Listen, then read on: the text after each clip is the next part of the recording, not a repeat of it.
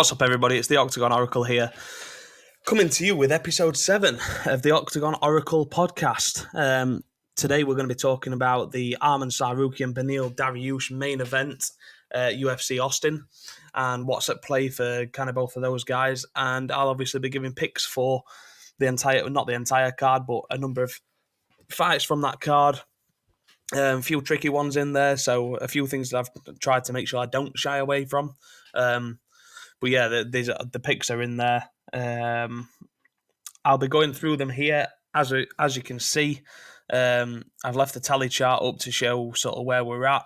I mean, it's been a cracking start to this. There were 19 correct predictions and only 6 wrong in a sport where it's very easy for anybody to get the picks wrong, whether it doesn't matter how much of an expert you are. So, not to blow my own trumpet, but I think we've had a good start. You'll remember, obviously, we've been covering a number of cards, the last of which was the Paul Craig and Brendan Allen one, of which, I'll be honest, I alluded to the fact that I had been a little bit biased with my UK background with that main event pick, and that I've fallen into that trap a little bit before. So with this one, what I'm going to do is I'm going to shoot through the fight predictions and break down the fights a little bit and the analysis, and I'm going to obviously give my picks as well. We've got 6 picks coming your way, so a nice little accumulator there if anybody wants to put that on. But here's what I'm going to go with. We're going to start with the main event, of course. Beneil Dariush, the number 4 ranked lightweight in the world, taking on the number 8, I think, in Arman Tsarukyan. And let's be fair, this is an exciting fight. Beneil last time out was sort of not exposed, but found out at the very top level from Charles Oliveira. I don't think there's anything to be ashamed of with that. If we look at Charles and we look at everything that Charles has done to date, I think it's very clear that Charles Oliveira is a man not to be messed with. You know, he can finish anybody at any one time, and he just went on and proved that. So, you know, we can look a lot into that, but I think it's fair to say as well that Beneil has had an exceptional run, which obviously didn't end in the world title shot as he'd hoped, but he didn't step away. He didn't ignore the opportunity to go in there against Charles. He didn't try to sidestep. He went in there and he tried to show that he was the best in the world, and on this occasion he fell short. In the opposite side, we've got Arman Tsarukyan, and Tsarukyan has also been up against the very best and has fallen short, yes, but marginally short in very, very competitive fights. I was a little bit struggling which way to go with this one, if I'm honest, because I think obviously the main fights that you look at when you're trying to make a prediction between these two is obviously the Gamrot fight. Beneil obviously beat Gamrot, and Gamrot beat Arman Tsarukyan. But that's MMA maths, and we all know that doesn't work. So it's a tricky one, and it's a difficult one to go with this, because I think Beneil has a pretty well-rounded skill set. I think if he beats Arman Tsarukyan, I think he'll do it over the distance. I don't see him getting a finish against Tsarukyan. But, you know, Beneil's been at the top level as well, and it's tricky because we talk about him being at the number 4 and Tsarukyan being down at 8, and the reality is that although that is, you know, factually correct, when we actually look at these two, you could make an argument that Arman Tsarukyan has the better resume.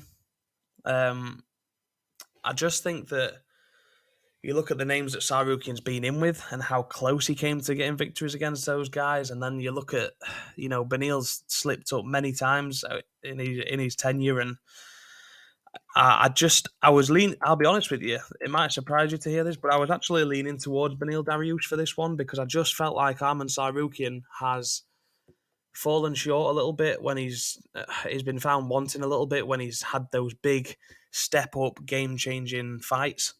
Of course, I'm talking about the Islam Makhachev. I'm talking about the Gamrots. He's just dropped a little bit shy and come out second best on those occasions. But you know, Beneil's getting on a little bit now. Tsarukyan, really, this is the time for him to make a charge, and it's a massive name and the opportunity to jump right up there. Um, I was going with Beneil Dariush, but I have changed my mind. I'm going to go with Arman Tsarukyan. I don't think he finishes Beneil Dariush. I think this will go to a points decision. And I think it'll be a fairly competitive fight, if I'm being perfectly honest. But I do lean towards a points decision for Arman Tsarukyan. So that is my official pick for the main event this weekend in Austin. The co-main, obviously, there's an element of disappointment there because the co-main event was meant to be Dan Hooker against Bobby Green over 5 rounds, and I think every man and his dog was looking forward to that scrap. Dan Hooker's always game, always entertaining, whether he wins or loses, and Bobby Green, you can say exactly the same thing. Now, Jalen Turner has obviously stepped in to replace the injured Dan Hooker, and I think it makes it a much different style, a very different stylistic matchup. I think that Jalen Turner provides a lot more of a different threat. He has the submission game. He can work on the ground. He showed even in that Gamrot defeat that he could really mix it at the top level. And yes, he's fallen short again, but it's Jalen Turner is young. He's massive for the weight.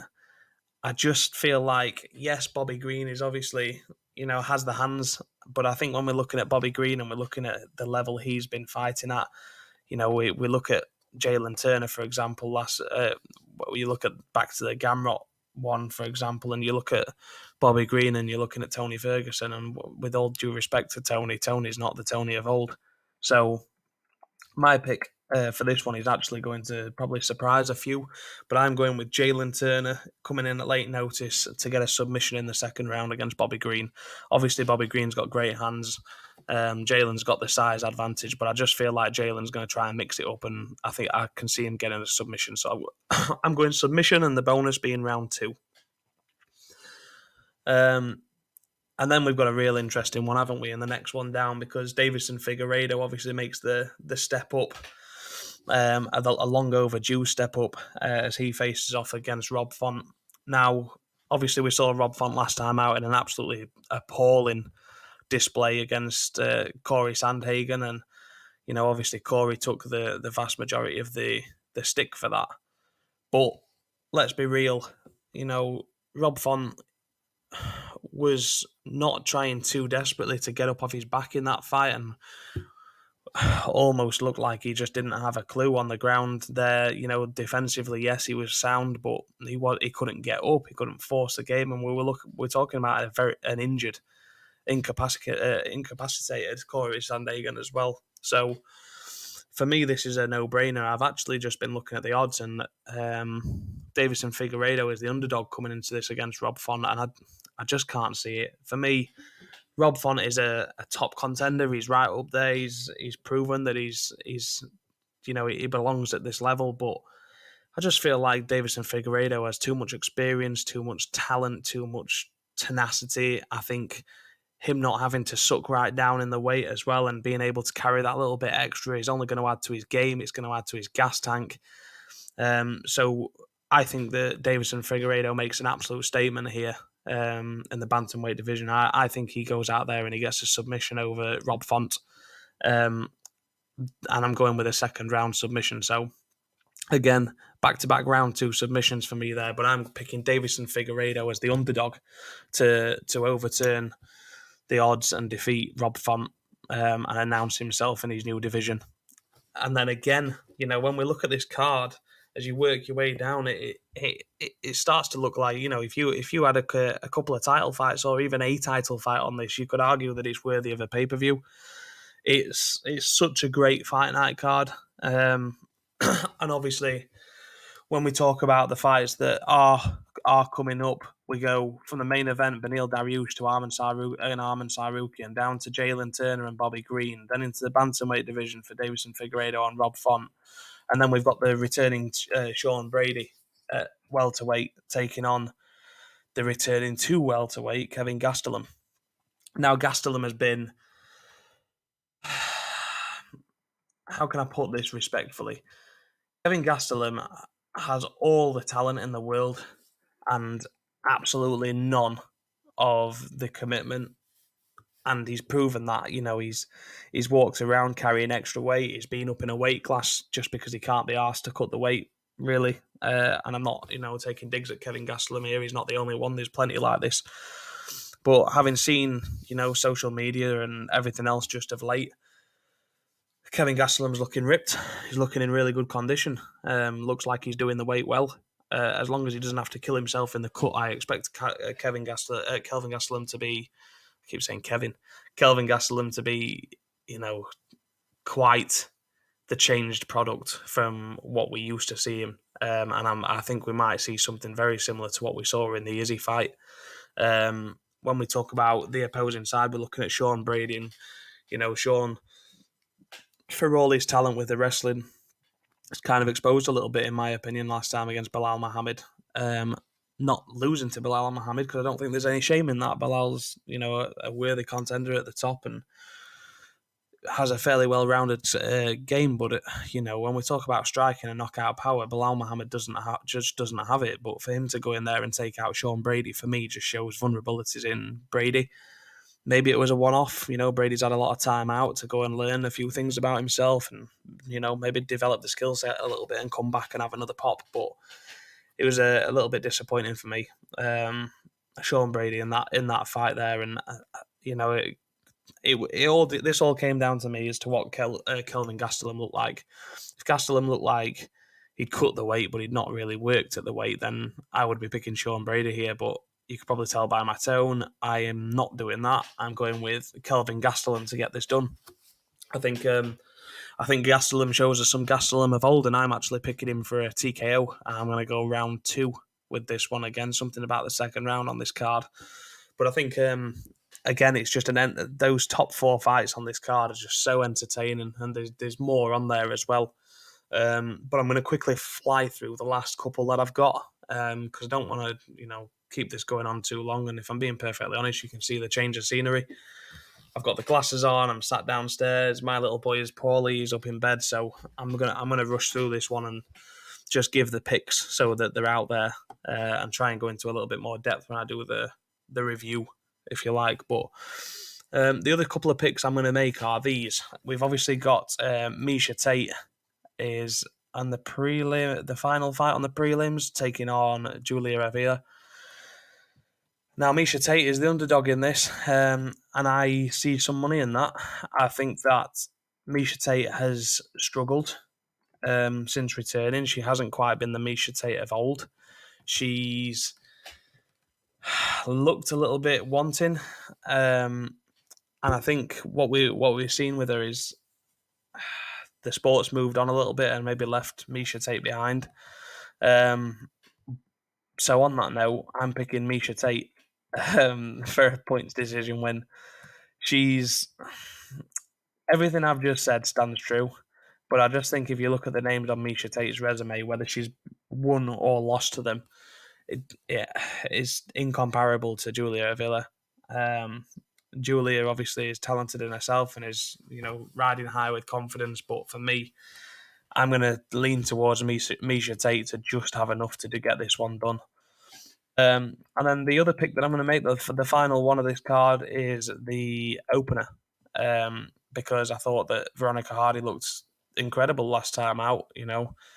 Obviously Dan Hardy himself is an absolute phenomenal, was a phenomenal fighter, is a phenomenal analyst and coach and everything else. And nobody reads the game better than Dan Hardy. And I think that's really paid true the last time when we saw Veronica Hardy out there. She's got a fight with Jamie Lynn Horth, obviously, in this opener, and I'm going to pick Veronica Hardy to get this one done on points, and that's going to be my picks. And I think it'll be an interesting one to come back to this because win, lose or draw, I think there'll be plenty of talking points here. So it's a cracking card, UFC Austin. Really looking forward to it. As we said, when we look through the card there's some standout names on there as well that I haven't really picked up. There's a number on there that you can go and have a look at. Even the likes of Clay Guida still on there, but I think it's all about those top 4 fights for me, if I'm being completely honest. I think Sean Brady, Kelvin Gastelum, Rob Font, Davison Figueiredo, Jalen Turner, Bobby Green, and Beneil Dariush and Arman Tsarukyan. It's just got so much riding on those. I mean, for Sean Brady, Brady is looking to bounce back and could bounce back, and I hope that he bounces back to a certain extent, because I think Sean Brady's still got a lot to show in this game. But if he falls to defeat again here, it's going to really sort of derail his ambitions. For Kelvin Gastelum, if he's to get the win, it just propels him into this welterweight bout, and just with Gastelum's name alone, there's going to be some exciting fights that present themselves for him. And you can say the exact same thing as we look up the card again. And we've got obviously Rob Font and Davison Figueiredo. For Rob Font, he needs to kind of stop this slide where he's just falling shy to these top guys. Figueiredo is obviously new to the division, but isn't new to being one of the very best in the world.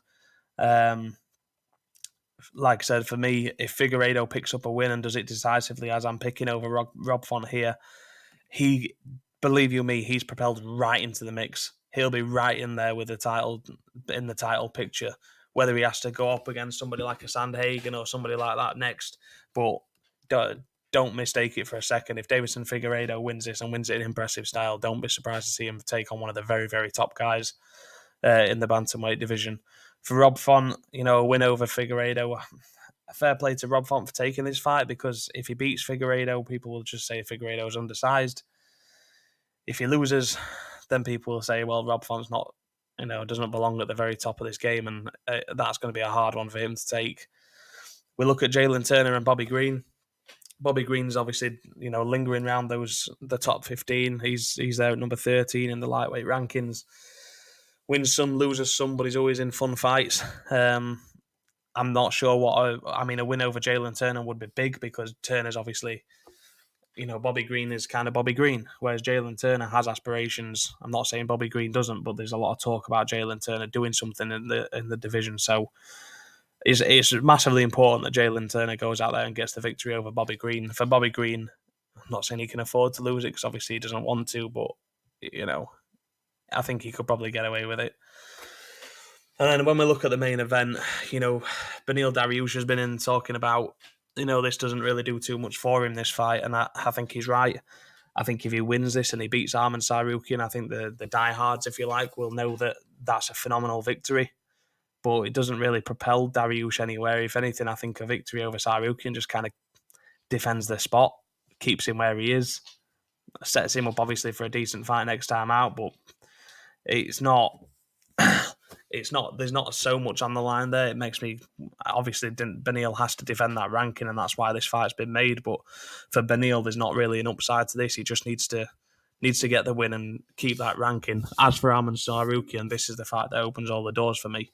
If he can beat Beneil Dariush and do so impressively, whether it's a Charles Oliveira, a Justin Gaethje, a Dustin Poirier, it could be any of those guys there, a Gamrot rematch, any of Fiziev, when Fiziev comes back, any of those could be open and optional for Arman Tsarukyan. So for the good of the division, I'm hoping Tsarukyan gets the job done, but I like Beneil Dariush. Think he gets a lot of heat, but maybe unfairly so. But listen, it's a cracking card. I'm sorry that, the momentum is a little bit off. The intensity and the excitement around me is not really where it normally is, but I ain't had any sleep for the last couple of days with my little boy being sick, so I'm absolutely bollocks. So apologies for that. But you have got your picks, so stop fucking moaning. But no, on a serious note, everybody enjoy the fights, UFC Austin. Please just, like the video, drop a comment, share with people, whatever else. Anything you can do, it takes 2 seconds. Just give me a click, give me a comment. Tell me it's shit if that's what you want to do, but just do something with it, because it helps me A, get some feedback on what's happening, and B, it obviously helps the algorithm, and I can share this podcast elsewhere. Don't forget, obviously, it's on Spotify, so if you don't want to look at my ugly mug, you can just listen to my dulcet tones instead. Obviously, I'm on Facebook, Twitter, and Instagram as well. I just want to make a quick shout out to everybody on TikTok, because TikTok's up to just over 1,000 followers now, and that's happened in such a quick period of time. I can't thank everybody enough for that. So if you're one of the people that has, TikTok and you have been over there and you've come to this channel because of that, thank you for all the follows and everything. And as promised, for anybody on any socials, if you follow the page, I will give you a follow back. Feel free to interact. But on that note, we'll drop it there. Thank you so much for listening again. I will be back next week reviewing all the fights from this weekend. Have a good time. Stay safe. Go and win some money. Catch you next week.